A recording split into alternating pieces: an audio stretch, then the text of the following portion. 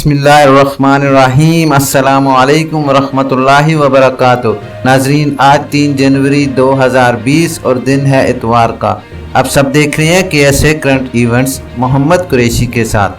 ناظرین، آج صبح آپ کے لیے ایک بہت بڑی اور اہم خوشخبری لے کر آیا ہوں۔ یہ خوشخبری ان لوگوں کے لیے بہت اہم ہے جو سعودی عرب میں ملازمت پیشہ ہیں، اور ان لوگوں کے لیے بھی جو اس وقت پاکستان، انڈیا اور دوسرے ممالک میں چھٹی گزار رہی ہیں۔ ناظرین، خوشخبری یہ ہے کہ سعودی عرب نے سرحدیں کھول دی ہیں، بین الاقوامی پروازیں آج سے بحال۔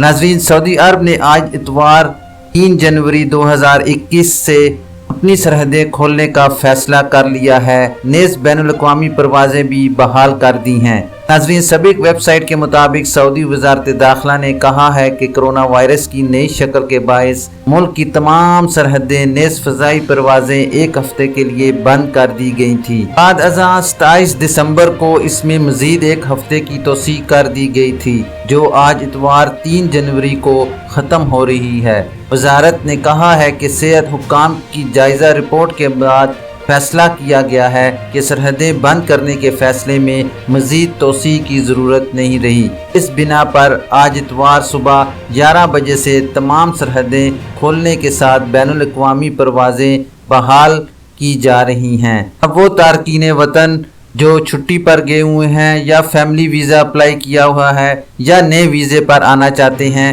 ان کے لیے اب پروازیں کھل چکی ہیں۔ انشاءاللہ صبح 11 AM یعنی صبح 11 بجے سے فلائٹس کا آغاز ہو چکا ہے۔ ناظرین، آپ کو پھر سے بتاتا چلوں کہ 27 ستمبر کو اس میں مزید ایک ہفتے کی توسیع کر دی گئی تھی، جو آج اتوار 3 جنوری کو ختم ہو رہی ہے۔